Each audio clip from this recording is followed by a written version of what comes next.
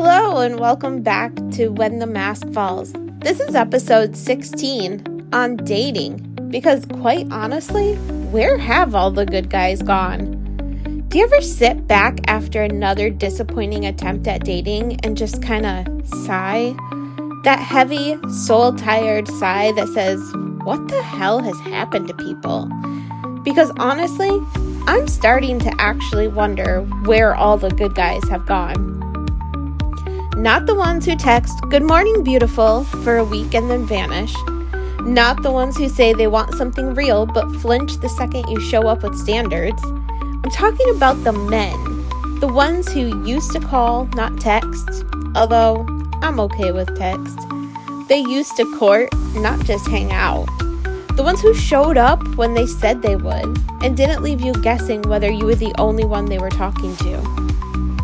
I don't know if it's the apps, the culture, or just this weird emotional laziness we've all accepted as normal, but connection today feels disposable. Everyone wants love, but no one wants to do the work that comes with it. Once upon a time, dating meant something. You met through friends at work or at school. You didn't have 500 options at your fingertips that you had to try. You had to show effort. Now, you're one swipe away from someone new and one red flag away from being ghosted.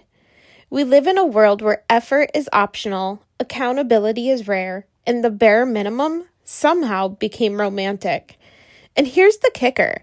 People act shocked that everyone is jaded. We keep lowering our expectations to meet people who don't even deserve a seat at our table. We've all met one, right? The guy who claims he's not like the others.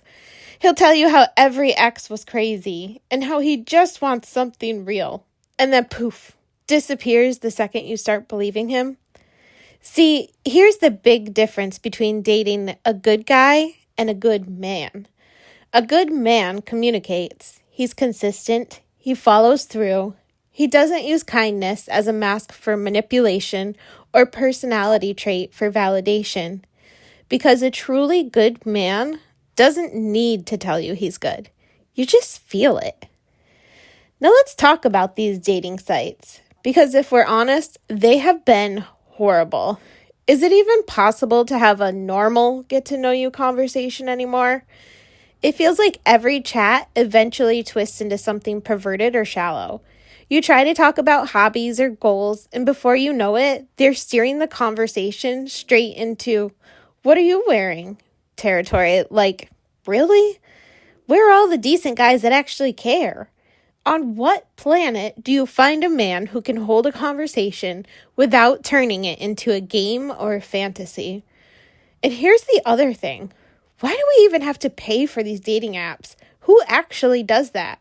Like, am I really supposed to hand over my credit card information to increase the chances of being ghosted faster? They claim paid versions come with better matches, and I'm over here thinking, better than what? The free weirdos? No thanks. I'm too cheap to pay for dating at any expense, especially when the free versions have already left me questioning humanity. And truthfully, I haven't even been on any dates from those.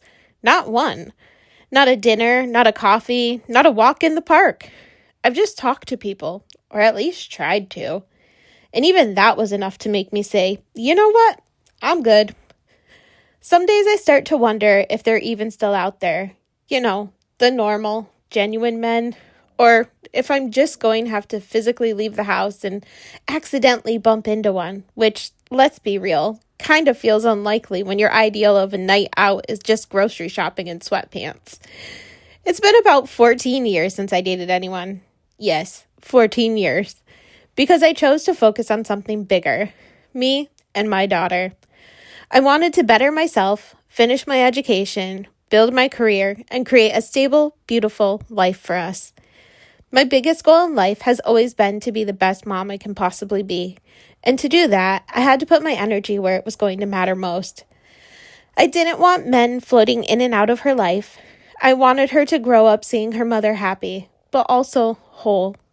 She deserves to see what real love looks like. She deserves to see her mom treated right by a man who actually shows up.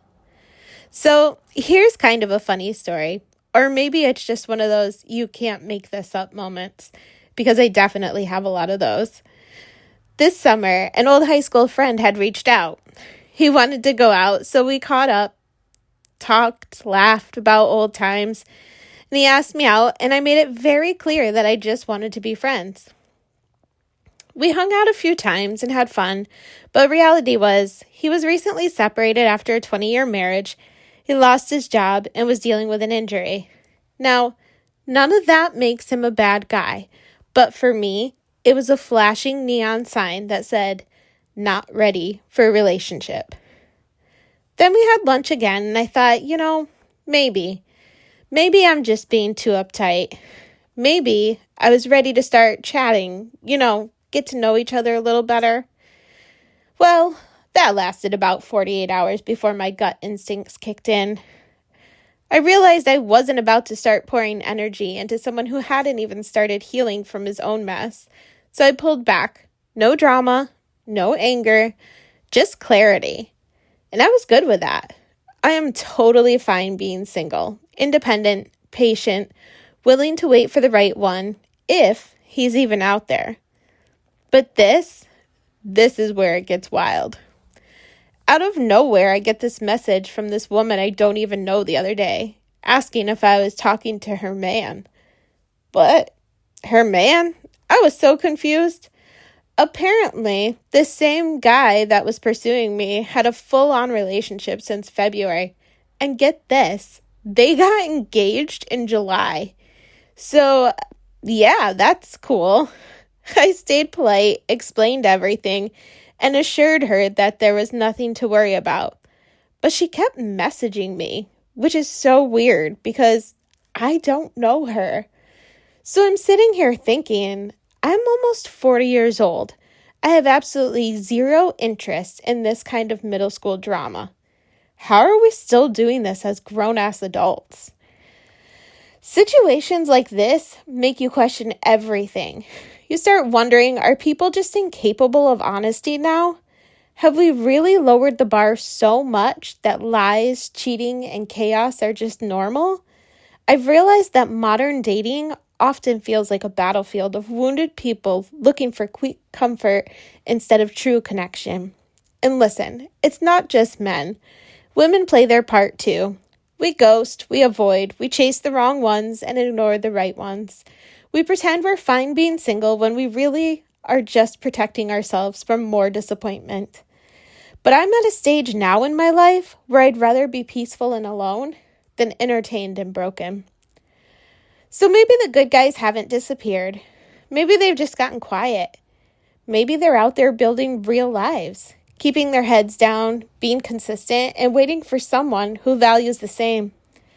And maybe that's the key, to stop looking in places built on instant gratification and start living a life that attracts authenticity. Because you can't find a good man while you're still entertaining the wrong ones. You can't expect genuine love if you stopped believing it exists. So for now, I'm content. Content to wait. Content to keep my peace, keep my standards, and keep focusing on the life that I've built. Because when the right one shows up, the one who matches my energy, effort, and heart, I'll recognize him instantly. Until then, I'll be over here with my daughter, my career, my animals, and my peace, living a life that no man could ever complete, but the right one could complement. At the end of the day, I don't think the good guys have completely disappeared. I think the noise just got louder, and the world got busier. Somewhere along the way, people stopped valuing slow conversations, eye contact, and real emotion. We got addicted to convenience and forgot that connection isn't supposed to be instant. It's supposed to be intentional. Dating these days can make you feel like maybe you're the problem. Like maybe expecting respect and effort is asking too much. But it's not. It never will be. So if you're single, waiting, healing, keep going.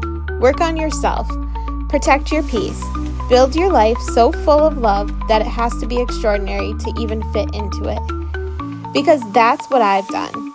I've built a life that I'm proud of, for myself, for my daughter, and for the woman I've become.